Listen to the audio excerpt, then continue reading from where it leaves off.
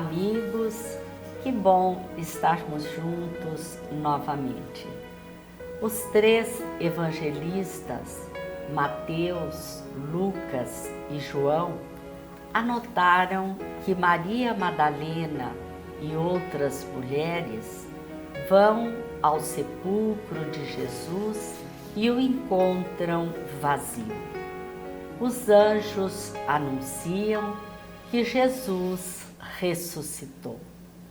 No Evangelho segundo o Espiritismo, capítulo 11, encontramos na mensagem do Espírito Lázaro que o Espiritismo, a seu turno, vem pronunciar uma segunda palavra do alfabeto divino. Estai atentos, pois que essa palavra ergue a lápide dos túmulos vazios e a reencarnação, triunfando da morte, revela às criaturas deslumbradas o seu patrimônio intelectual. Ressurreição ou reencarnação? Será a mesma coisa?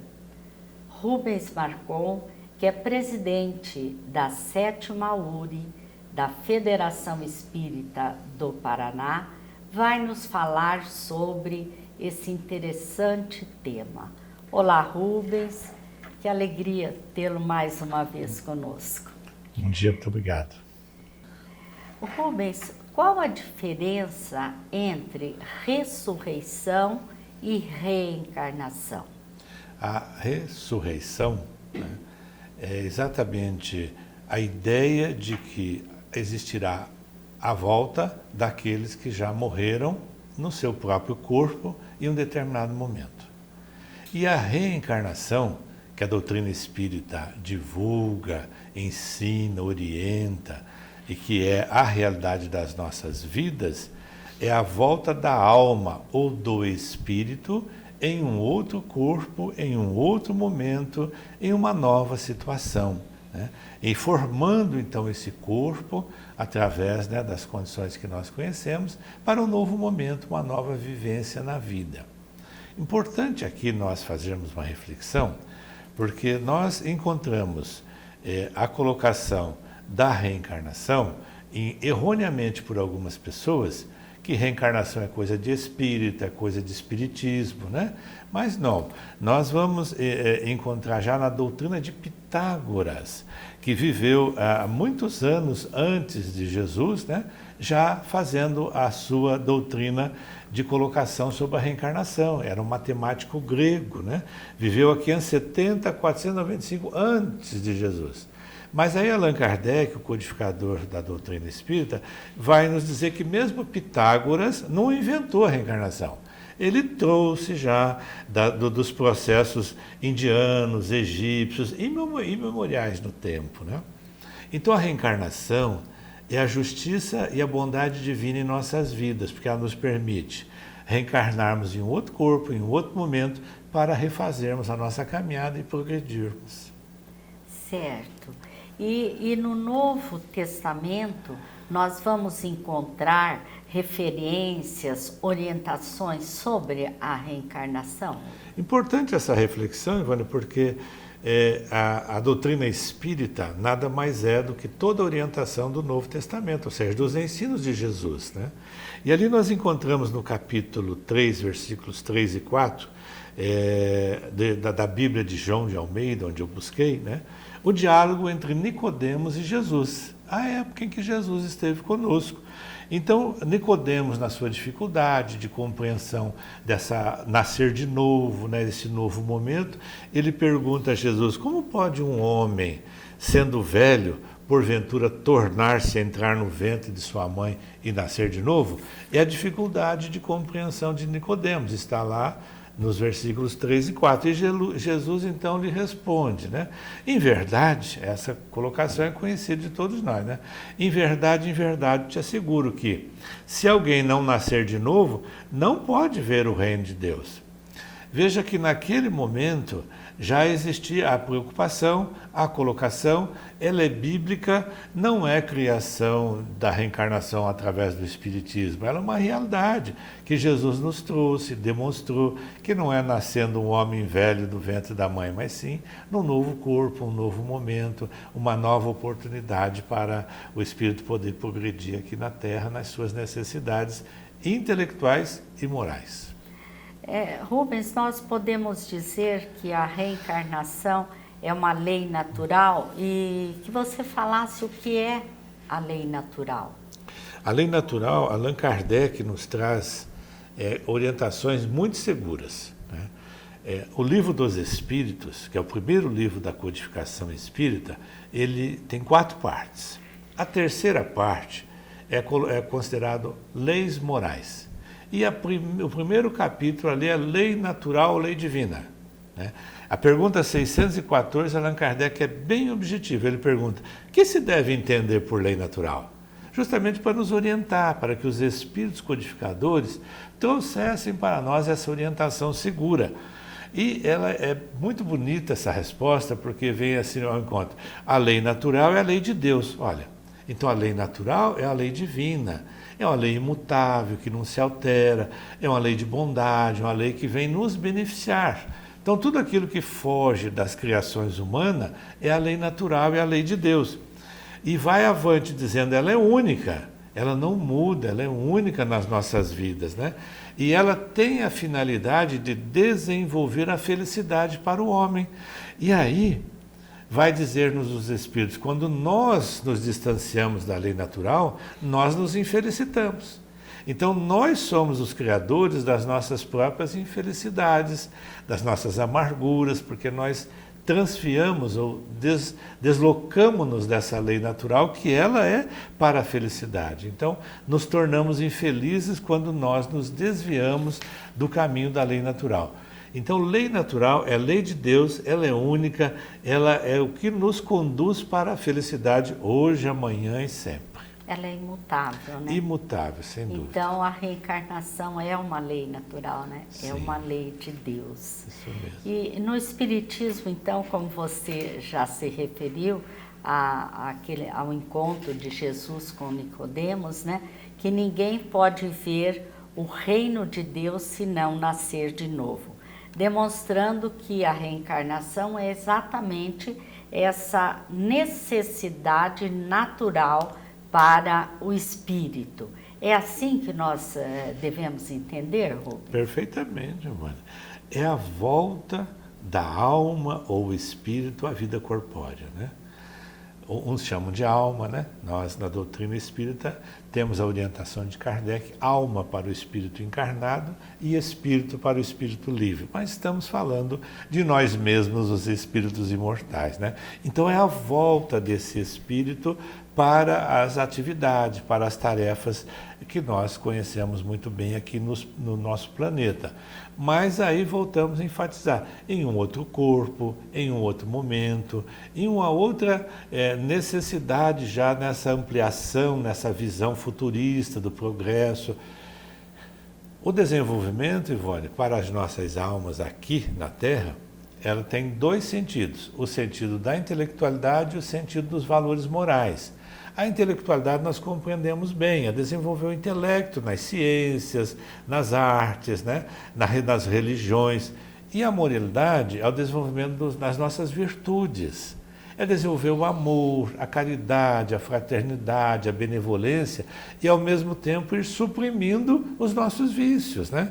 Então, Jesus nos ensinou que é uma condição necessária o processo reencarnatório, porque ninguém poderá ver o reino de Deus, disse Jesus, se não nascer de novo. E esse nascer de novo é o processo reencarnatório da lei natural, que é um benefício que Deus nos concede. Jamais colocar um filho seu numa situação de penas eternas. Não, né?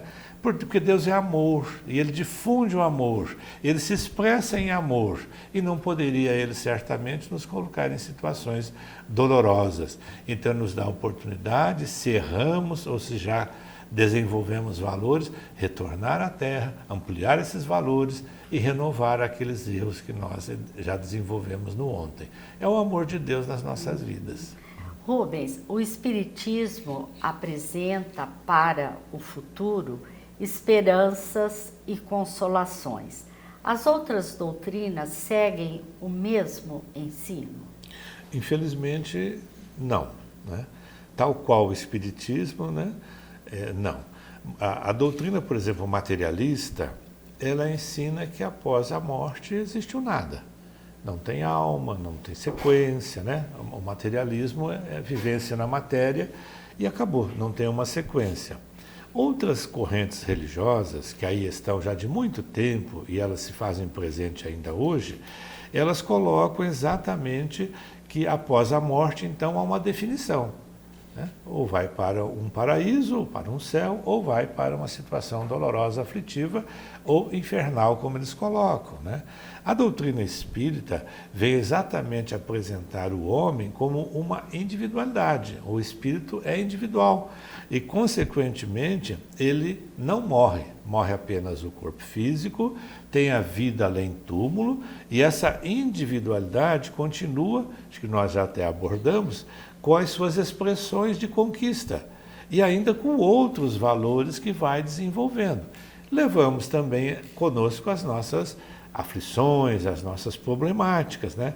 Então, na realidade, o Espiritismo nos traz as esperanças e consolações, porque não existe a morte, há a continuidade da vida, independente dos processos aflitivos, e que há a compensação justa de Deus em processos de retorno, através da reencarnação, em que nós, então, temos a oportunidade de voltar ao planeta para nos recompor dentro daqueles processos falhos, negativos, viciosos, né, de limitações ainda das imperfeições próprias das nossas almas. Então, a bondade de Deus através, dando essas esperanças e consolações através do processo reencarnatório.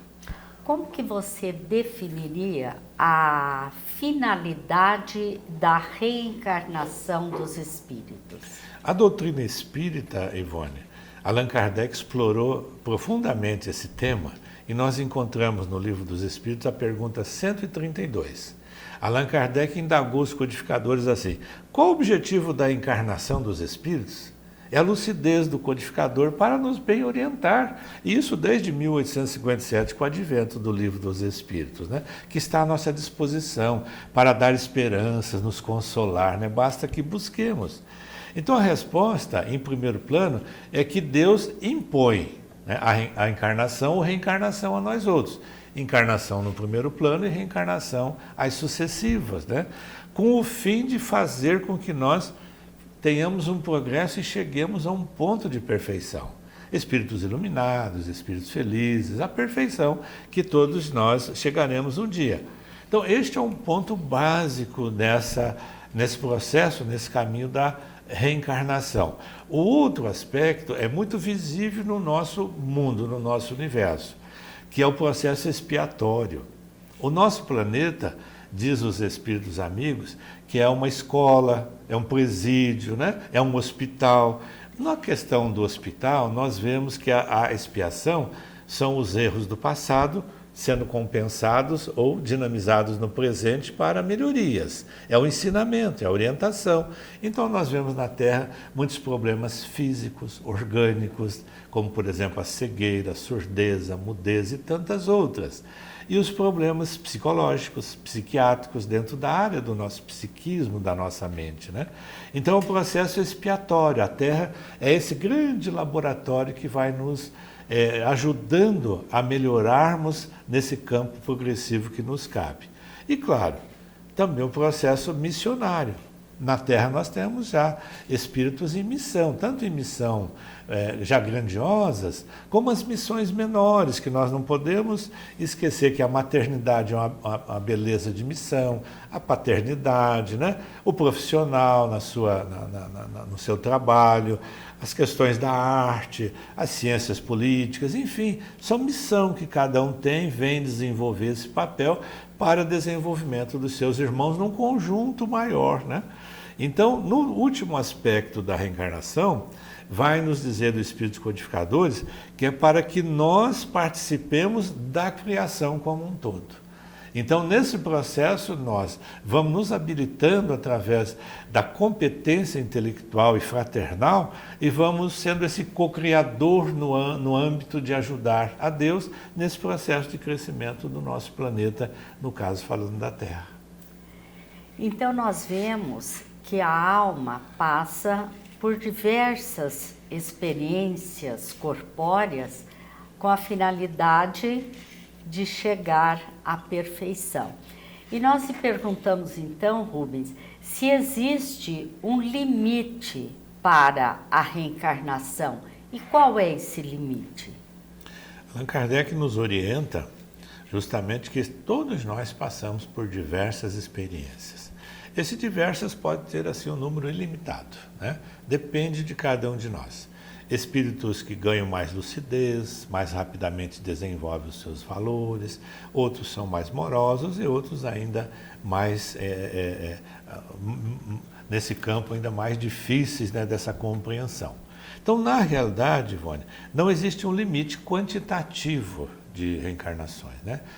Todos nós, para passarmos pela fieira da compreensão, do entendimento, do desenvolvimento intelectual e moral, vamos viver na Terra ou em mundos similares tantas vezes quantas forem necessárias para a nossa própria autopromoção nesses campos, né?